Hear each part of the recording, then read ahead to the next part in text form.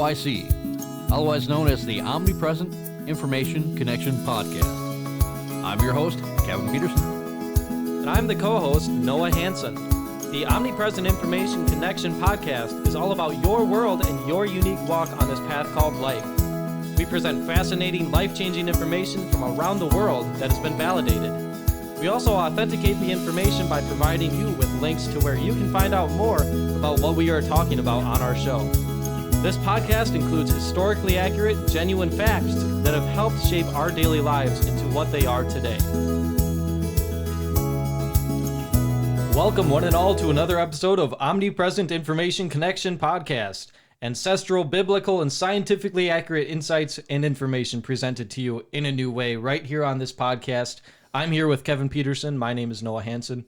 How are you doing today, Kevin? Blessed and highly favored, Noah. Absolutely wonderful. Love hearing that from you. That's tends to be one of your slogans in life, it seems like. So I'm glad it's still rolling. Oh, yeah. I'm real excited about this podcast. We're doing a podcast on the topic of turning your pain into pleasure and productivity. Kevin wanted me to add that last part because Kevin, as you know, listeners, is a very productive person. And one thing he's very productive at doing is turning people's pain into pleasure. As a master certified life coach, he's helped thousands of people over his many years in that field. I believe it's 30 plus years, you said? Yes, this year will be 34 years.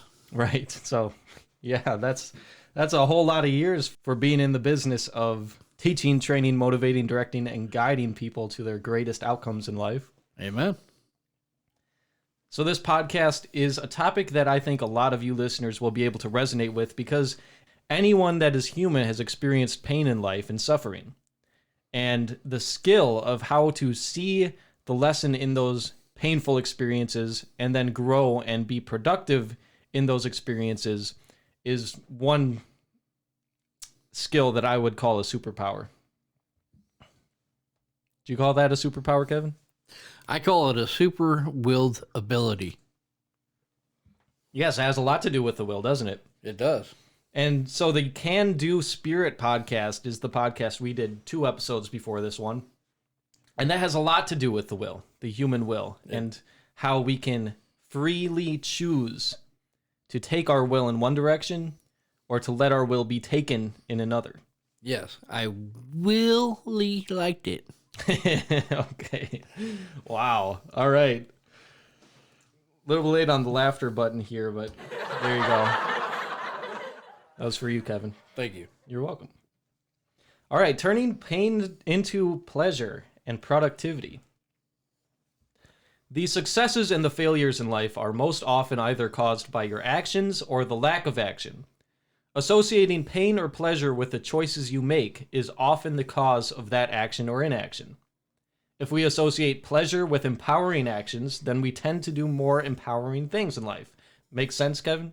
Yes, it makes a whole lot of sense, Noah. And it goes both ways. If we associate pleasure with disempowering actions, then we will tend to do more disempowering things, such as eating junk food.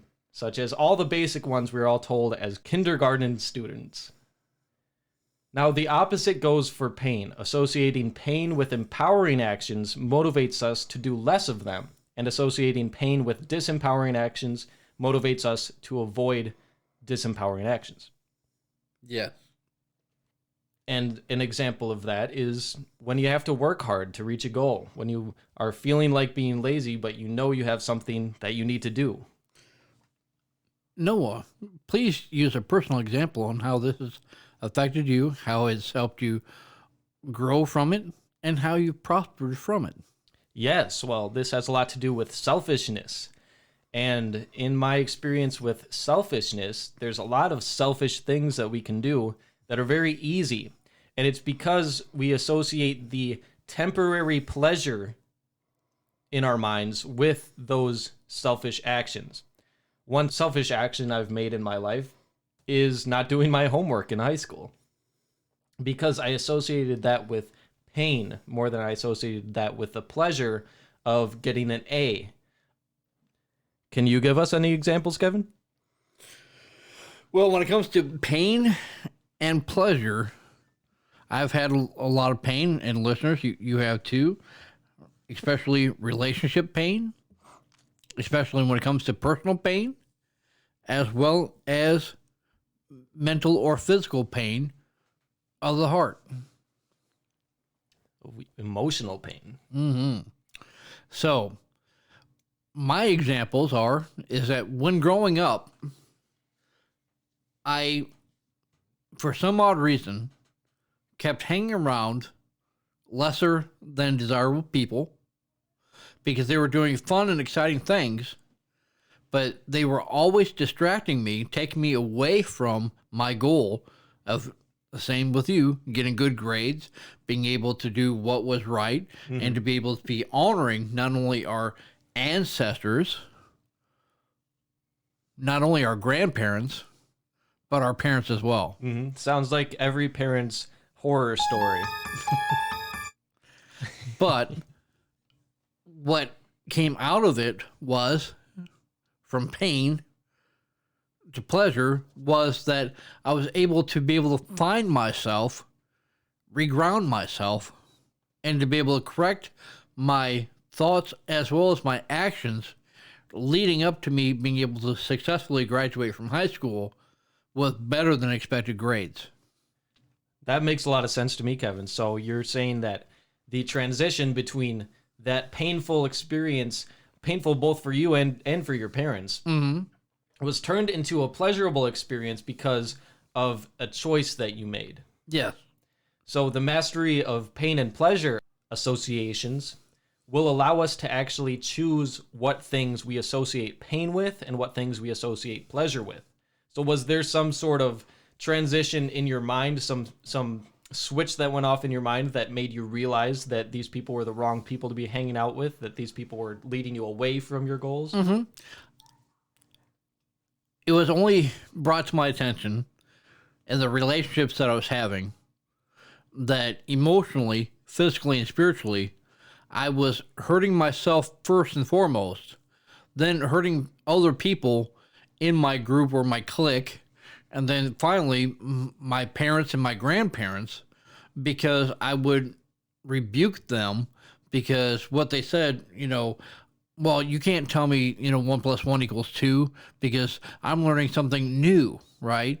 And 2 + 2 is 4, not 3, and I would have these debates with not only my parents, not only with my friends, but then I would have really big debates with my grandparents. Well, your way of learning was wrong because it's so elongated way of being able to do it. All you have to do is do this. And I would always try to correct them versus listening to them. Sure. And so my pain grew because I was literally trying to be able to try to be somebody I wasn't. So that's the pain. The pleasure came once I admitted to my friends, my family, and my grandmother and grandfather, my ancestors, Yes. that I was wrong, that I was prideful, I had ego, arrogant, all that kind of stuff, right? All the negatives you can think of, I had them and more, right? It's like I had this cute little Easter basket full of just nothing but filled with excuses, right? Yeah, bad eggs. That I could give to someone, right? Yeah. But turning that pain into pleasure and then productivity. The productivity side of things is that once I recognized my faults, my weaknesses, my inabilities, I then learned on how to be able to overcome it. And then I was able to teach, train, motivate, direct, and guide other people through my life examples into a more prosperous way of living without having to force it upon them, but to be able to see it through my living example. Sure. Is there any one set point where you remembered there was a mind switch? Because this starts in the mind, does it not? Well, it all starts in the mind, right? Because you have limited free will when you're younger. You got TV, you got radio, you got outside influences. Yeah, programming, right? So once I ditched the programming, I was able to get then channeled in to who I authentically was, to then to be able to switch my programming into a new channel or new circuit way of thinking. But that thinking came in when all I could be able to focus on is how my life was going deeper and farther into a lesser desirable state than what I wanted it to. I had to be able to surrender my arrogance, my ego, my empowerment to something that I couldn't see, couldn't touch, couldn't feel, and couldn't experience, but knew that it was 100% real and right. That's Jesus Christ. I had to be able to surrender everything I had to be able to then find myself who I became authentically, who I became, to be able to then be able to lead steps in the right direction, freeing myself from the pain, going into the pleasure zone, and then into the productivity zone of being able to teach, train, motivate, direct, and guide other people in the same manner, getting them out of the hole that they were in as well. Right, of course. And that's the hallelujah moment that we can experience right here on this earth. Now, that is full of good golden nuggets in there, Kevin. So I appreciate all that. I want to respond to a few things in there. You said that once you ditched the programming, you were able to realize who you were versus who you weren't. Yeah, I was able to see in true Technicolor. For those people that are old enough, I had just tricolor, right? Mm-hmm. And so having Technicolor, being able to see more of the picture in color, allowed me to be able to have a precise view as far as what I was actually looking at, what was actually creating the problem, and then what could solve the problem if I just had a vision, a mindset, and the ability to be able to get there. Anytime that you go fishing, you have to be able to cast out a hook on the end of the line in order to be able to catch a fish. Otherwise, if you leave that hook absent from the fishing line and you just try to cast out to try to catch something, the jaws of any fish just slip right through it, right? So imagine trying to be able to spend all day fishing without a hook.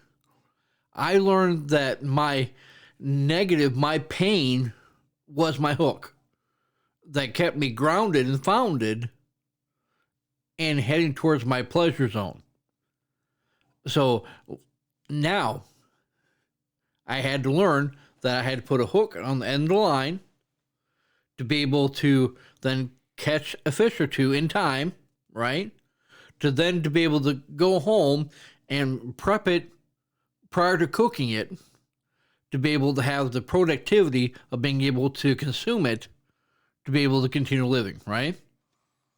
And so if you skip any one of those three processes in this process, you're skipping the most vital part, and that's you, the human element figure within it, to be able to overcome it.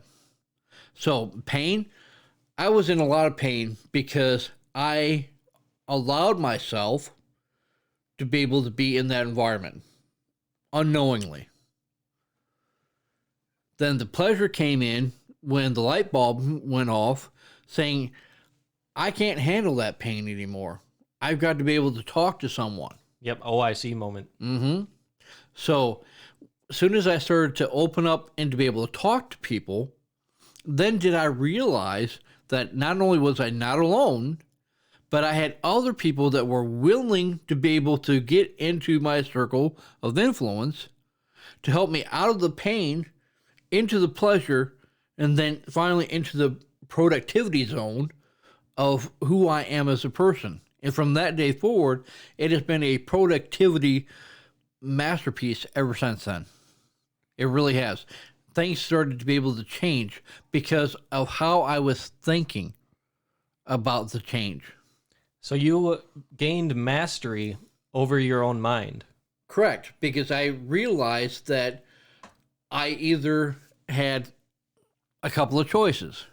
Either stay in the pain and take aspirin, take whatever, and most people, the aspirin is actually an excuse going into the brain. So envision just constantly flooding your brain with excuses. And then pretty soon your brain just gets overwhelmed and gets you a headache, a migraine, or worse, right? Right. And then you can't help but to be able to tell someone, now I'm in pain. And I don't like this pain. This pain is uncomfortable to me. It doesn't feel good to me whatsoever. And then you find out that other people are suffering the same way that you're suffering. But what I found out in a new way is that once I was able to free my voice to be able to confess with my tongue that I was not right and I wasn't living a righteous life, then it freed me from that pain and put me into a pleasure zone of being surrounded by other people that had victory over their pain as well. But I knew that there was more. I knew there was something missing. Because once I was in that pleasure zone, it's kind of like I always had in the back of my mind, what am I missing? What is absent? What am I not doing? What am I not saying? What is it? And it was just driving me crazy. Until one day, I picked up this thing called the Bible and opened it up and started reading. Then did I get an experience of productivity like none other. I hear you. It was the same in my life. The Bible had that same impact in my life. Only opened it up a few times before I finally was committed to actually reading it. And I have a hunch that the reason that you had that turnaround feeling with when you opened the Bible was because it made it less just about you and more about the bigger picture. I had someone that had confidence of a lion that said, if you want to be able to understand your pain, you have to read it from your ancestors, from their point of view. Right. So that you can be able to see for yourself that through hundreds, if not thousands of years, everyone else has been through it too. Mm-hmm. And they then have been able to overcome it. And then they went into the productivity zone and started telling people all across the world on how great their achievements were by getting rid of the old patterns, old conditions, and the old ways of living. Mm-hmm. And every time that they went into that stage of their lives when they were able to talk about their achievements, it was never alone. And that's the beauty of it. When I was reading all these stories from all these beautiful men and women throughout the world that are in the Bible, and there's 66 books. Yes. My mentor told me that each and every one of them are like an ancestor to me. And that in order for me to be able to clearly and precisely understand that I couldn't be alone to be able to save my life, because that's the number one thing, is that most people feel so isolated and alone in their pain. They don't take the time to be able to look around to be able to say, oh, well, I guess I really am not, right? Yeah, interesting thing to bring up. I have something more to say on this, but I'll let you continue. Okay. So once I started getting into these stories and reading these stories, then I realized that my story started to change. Instead of me being, oh, woe is me, oh, I'm so pitiful, I'm so pathetic, blah, blah, blah, blah, blah. My tone changed, my attitude changed, my thinking changed, my abilities changed, but most importantly, my connection to my ancestral roots, my ancestors, the people in the Bible. Indeed. The more I felt family to people that I've never ever met in my life. I started really to understand why it's so important to speak to your ancestors, to be able to speak to your elders, they've got a story that they want to embark upon you too, to be able to have you learn a life lesson that they learned. So I started hanging around with my grandmother and my grandfather, right? But at a certain point in time, all I had left was grandmothers. God bless them, right? And so I used to be able to, every Sunday, walk my mother's mom home from church after she would have a meal with us at the house, right? Yeah. And so I would put my arm around, her name was Lavera. I would put my arm around Lavera and I would walk her home safe and sound, right? And then she would give me a little peck on the cheek, that sort of thing, and give me a sweet treat to be able to take back home. But during that walk, she would be asking me questions. She's like, how are you really? How are you really doing? Are things really that good? Oh, boy. And she would question my integrity so that when I got to her threshold of her door, that I was a man of true integrity, to be able to then appreciate and value the little sweet treat that she would give me on my lonely walk back home, which wasn't very far, but it really allowed me to have time to be able to listen to her, to be able to listen to what she had to say, and to be able to learn something new in a new way on that day. So now, what was your insightful thing that you wanted to be able to bring up? Yeah, thank you, Kevin. And wonderful stories, by the way. You're full of them. I haven't heard about your walks with your grandma before, but that sounds like a beautiful experience. How many years were you doing that for? 13 years. You're doing that for 13 years, walking your grandma home. My goodness. Well, we were talking about the mastery of the mind, and how when you gain mastery of the mind and then get the conviction of the Bible on top of that, then you start to see things in a new way, start to live your life in a new way. Yeah. And it's always in the direction of productivity, never in the direction of pain. Though there may be some pain in the steps along the way. Yeah. This mastery of the mind empowers us to take the actions necessary to accomplish the things that we desire most in life. And what we truly desire most in life is what our soul desires most for us. It's not necessarily what we may want flesh-wise, what our body is craving, sugar, caffeine, all these different things. It's always what the soul wants, which is real connection, real relationships. When you love another person, you're loving God. And to love God first is the highest form of love. This is why the biblical writers tell us to, above all, love the Lord God, who is the creator of heaven, where every good gift comes from, down to us on earth. And he also created the earth too, so he's there every step along the way. He doesn't just send a carrier pigeon out to us. He delivers it firsthand. So when we come to the knowledge of the truth, we realize that we are not the masters of our own lives, but we can give our lives over to the one who created us in the first place. When we do this, our lives take a turn that is against our own human nature. We start to do more actions that we would have commonly not associated any pleasure with at all. But now we do them gladly because of our newfound trust and faith in the creator of the universe. The difference that is made in giving your life to Christ and choosing to live by his example already set out for us is the most empowering transformation in life.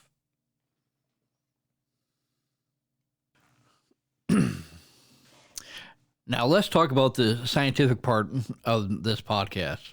Yes. I want to talk about endorphins. Okay. Endorphins, everyone knows what endorphins are, right? Right. They're the chemicals or the molecules that cause emotions to happen. Correct. So, scientifically, when you are in a state that is non-pleasurable, your endorphins kick in. It's a way of protecting you from an outside element or an outside feeling or an emotion that you know is just not right. And these endorphins actually try to protect your blood by pumping harder and more so that you can be able to be in the second stage of your situation in a physical environment. You literally start to be able to ball up. And some people puff up and like are ready to fight, right? Yeah, fight or flight mode kicks in. So that's your endorphins kicking in, right? Yes, it is. And then when you are in this environment to where you don't know where you're going to be attacked from, then your brain kicks into overdrive. The neural receptors in your brain start to be able to separate in order to be able to take on a responsibility that you yourself may not be capable of. And these neutrons and these protons within the brain start to be able to develop a system of breaking things down so that you can be able to mentally digest them. Okay? Okay. So you got the endorphins. That's through your blood. You got the... What did I just say? About the brain? Protons and neutrons. Right. And then, what's the last thing?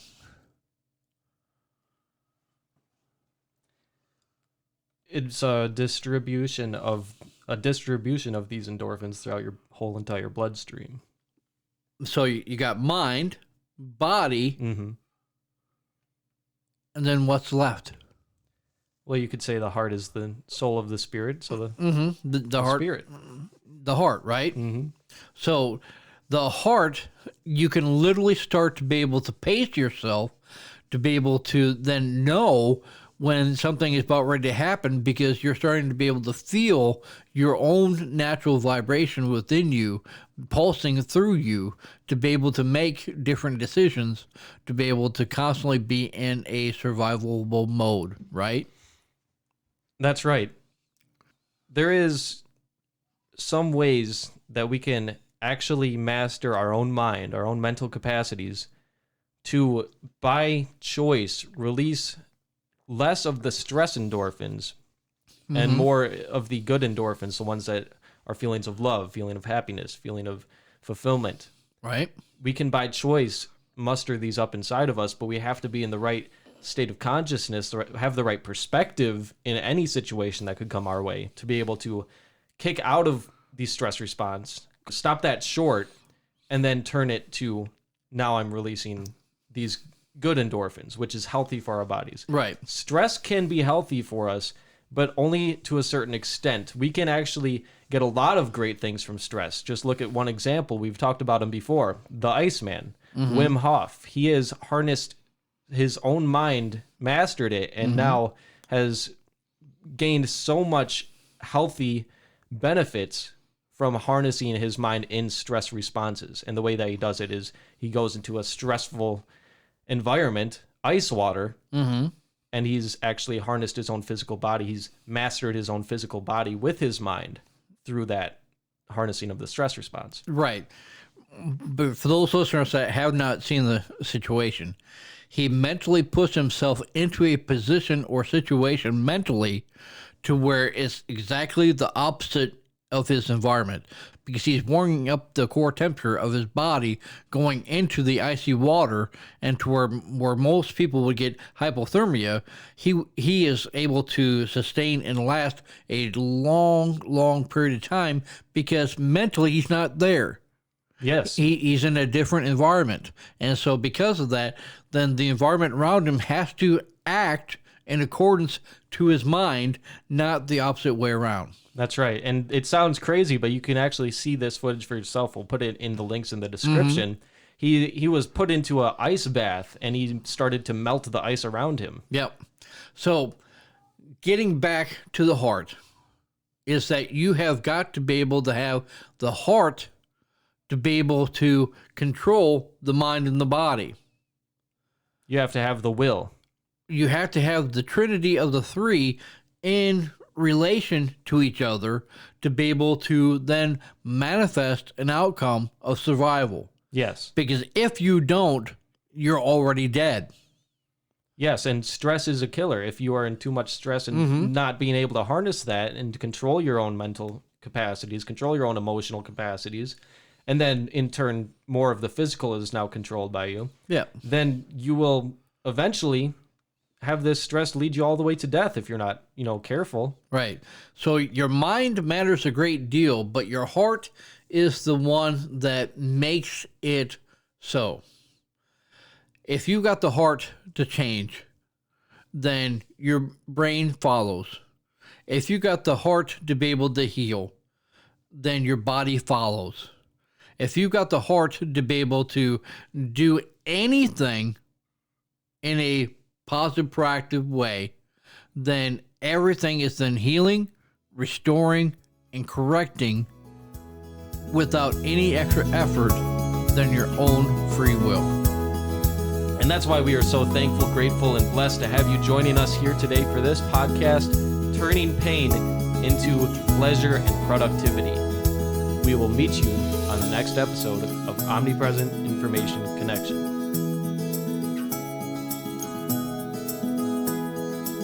This has been another life-enhancing, authenticated podcast aired by the OIC and brought to you by the faithful OIC sponsors and contributors.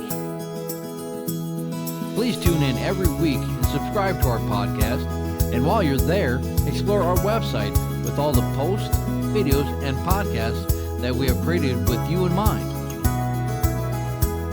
While you're on the journey through our website, you will see our Patreon page where you can become a faithful contributor yourself with the freedom to be a part of our team today.